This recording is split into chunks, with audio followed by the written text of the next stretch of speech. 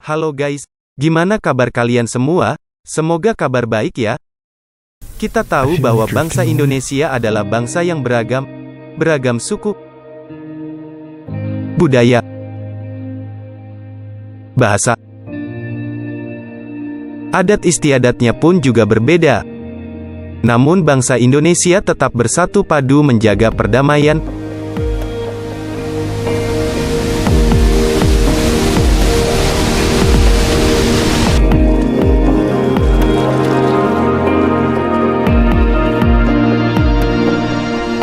Di sini kita akan membahas spirit perdamaian dan lingkungan hidup. Tuhan menciptakan keberagaman supaya manusia bisa saling menghargai dan melengkapi. Kita sebagai orang percaya diutus Tuhan untuk mewartakan kabar keselamatan bagi setiap manusia. Kita mewartakan kabar tersebut dengan sikap hidup kita dalam bermasyarakat dengan sesama.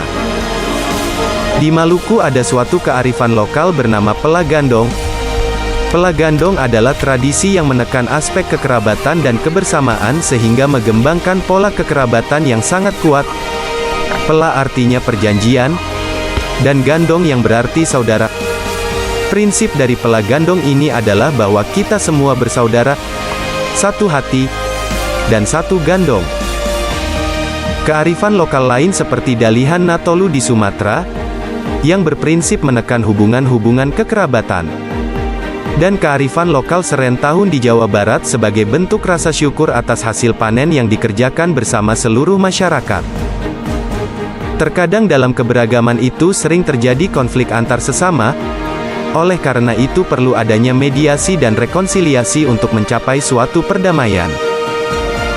Mediasi berarti suatu proses perdamaian dengan melibatkan pihak ketiga atau mediator, sedangkan rekonsiliasi adalah suatu proses perdamaian yang bertujuan untuk memulihkan relasi antara pihak yang berkonflik. Saat kita mendengar kata teologi, kita pasti langsung mengingat tentang suatu ilmu yang mempelajari firman Tuhan, sedangkan ekologi yaitu suatu ilmu yang mempelajari tentang makhluk hidup dan lingkungan hidup. Teori teologi ekologi berbicara tentang bagaimana relasi makhluk hidup dengan lingkungan, dan dengan Tuhan. Teori ini dimaksudkan supaya manusia memberi dampak positif bagi makhluk hidup yang lain, dengan alam, dan menjaga relasinya dengan Tuhan. Jika manusia tidak memberi dampak positif bagi alam dan makhluk hidup yang lain, maka manusia sendiri yang akan menerima dampaknya, seperti banjir, tanah longsor, dan mungkin seperti hewan-hewan liar datang. Ke pemukiman penduduk karena habitat mereka diganggu atau dihancurkan. Kerusakan yang disebabkan alam memang tidak semua disebabkan oleh manusia, seperti gempa bumi dan tsunami. Jika manusia tetap tidak mempedulikan maka kehancuranlah yang akan menimpa manusia.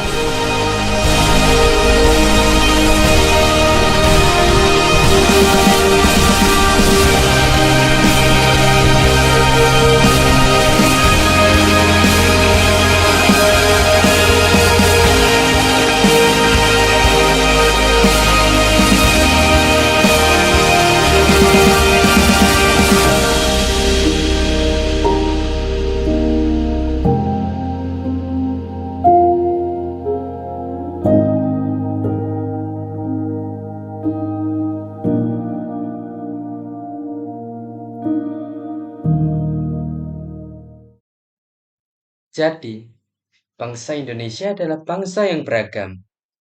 Oleh karena itu, kita perlu menjaga perdamaian supaya bangsa Indonesia tidak terpecah belah dan supaya hidup kita menjadi lebih bermakna dan menjadi berkat bagi sesama. Terima kasih.